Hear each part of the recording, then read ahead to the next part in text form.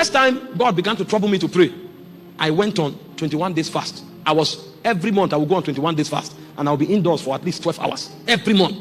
When I did it for a long time, on the 6th month, I was on a 21 days fast. I can't remember the days now. And suddenly, a being walked out of my wall, naked. I was so startled that I was transfixed on the floor. I thought it was because the shape of the person from the neck down was a woman. And instantly I knew that this is the posture of the Babylonian prostitute. It's a dimension we looked at is I am the door. And we say, I am the door. We open you into dimensions. Because in John chapter 10 verse 9, it says, he is the great door. It says, if you walk into him, you will go in and out and you will find pasture. And so what we said was that the door is access to reality. But reality also has its demands. The demands for reality is that you will engage until you are entrusted to grow and to go through different layers. And I gave you a corridor of prayer as a strategy of walking through the door. And I said, when you begin to engage the door, you will start as an intercessor. An intercessor is a carrier of the burdens of God. You will prosecute those burdens until a point will come when you will be shifted from an intercessor to a guardian. A guardian is not just a man who prays the burdens of God. It's a man that God has given authority over certain jurisdictions. He can be a guardian over a family. He can be a guardian over a territory. So nothing happens in those territories until that man permits. Our world will be vulnerable and victimized by demons unless guardians arises. You will hear that somebody was raped. You will hear that in a particular family, people die every 2 years. You will hear that in a particular territory, unknown gunmen show up. When the quorum of guardians are depleted, demons will have a few days. And so when a man walks through the door, what God does for him is that he opens him into layers of realities. And one of the realities you will find in the door is authority. And as you prosecute authority through intercession, you will come to a point where territories will be, the fate of territories will be a function of your decree. Paul received letters to enter Damascus, but because of Ananias, he couldn't enter. He's a guardian. The man had to come and deliver him like a vulnerable man. He said, brother Saul, the Jesus that appeared to you on the road, I am doing business with him. That's why you can't cross my territory. Before God destroyed Sodom and Gomorrah, he said, will I do a thing without telling my servant? He had to route Mamre to find Abraham to tell him, I'm going to destroy Sodom because the iniquity of Sodom have risen to me. That's a guardian. Those are men that are growing into the fullness of the stature of Christ. And I say, when you journey from a guardian, you become a custodian. A custodian is a keeper of secrets. He knows what to do to engender deliverance. He knows what to do to activate favor. Anything a custodian does is a strategy in the spirit. When you see him walking in the night and he's nodding, don't join him to nod. Because what he's doing is a rhythm he's following. He may walk like that 100 times. When he finishes, he will go and sleep. Tomorrow you will hear of something. Something will happen.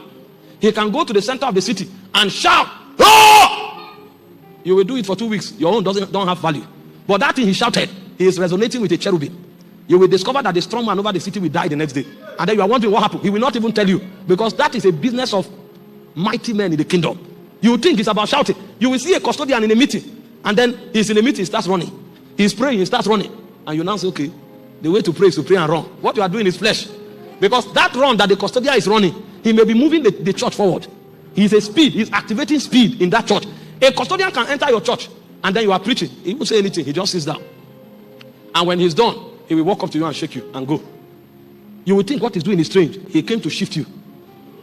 Because he's a custodian. Anything he does, that's a spiritual implication. Men grow to that level in this kingdom. And it is for such men that God can do things. When Jesus was born, Simeon said, my eyes have seen the salvation of the Lord. Now I can depart in peace. What do you mean? That means if the guy left, Jesus wouldn't have come in that generation.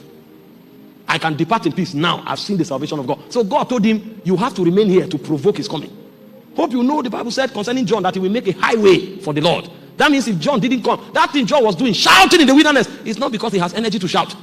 That shout, he was creating a way. It's like Julius Berger's constructing road.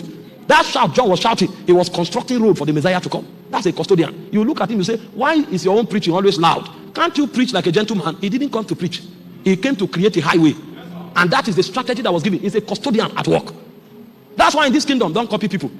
When you copy people, in the spirit realm, they will look at you like a caricature. Because what you are doing has no implication. Just grow. When you grow, you will discover that things will begin to happen in your life. Today, when you go where, if somebody is singing like this, every other person is singing like this. If he's praying like this, everybody is praying like this. It's a sign that we are babes. You will think so much is happening. When you see such things, it means there are too many babes there. Because they have not found their own dimensions. So they are still copying. When they find their own dimension, all of them will operate based on their spirit. And I sat down. I said, if I come back after 7 days, am I going to find people who did not just receive an impartation, but have decided to make prayer a part of their daily life? Because they heard about guardians. It blessed their soul. But when you went back, what did you do to your altar? The sign that you received something is not that you wept that day. You will come and say, today's service was powerful. What makes the service powerful is not the things that happen in the hall. It's the quality of decisions that people take afterwards. And if you were truly blessed by that service, it's not because you woke up and found yourself in front. It's because when you went home, you couldn't sleep anymore. And since that time, you have prayed more in the last 1 week than you prayed in the last 1 month. That means you heard something. But if you didn't pray, it means you just interacted with an atmosphere, but you have not been promoted. And so today, as I share on the bread of life, I want to deliberately keep it calm, because my goal is for you to take something that you will practice. Let's have more activity outside of the meeting than in the meeting. Because sometimes it looks as if when things happen in the meeting, that's when we call it a high service. I am at most of you who left last Sunday, or was it Tuesday now? Your prayer bank and quota have increased tremendously. How many of you have prayed more in the last 7 days than you prayed in the last 1 month? Are you sure? Sounds are quite many. Okay, then we bless God. You will receive grace for consistency. Because if you continue like that in the next 6 months, the things we are teaching, you will start experiencing it. You know, these things, I know some of them. The messages of an apostle are a product of his dealings and encounters. The reason God allows apostles to go through a lot of warfare is because he teaches them in pains and in warfare. And then through encounters, he reveals to them secrets that is deeper than their age. The first time God began to trouble me to pray, I went on 21 days fast. Every month I would go on 21 days fast, and I'll be indoors for at least 12 hours every month. When I did it for a long time, on the 6th month, I was on a 21 days fast. I can't remember the days now. And suddenly, a being walked out of my wall, naked. I was so startled that I was transfixed on the floor. I thought it was because the shape of the person from the neck down was a woman.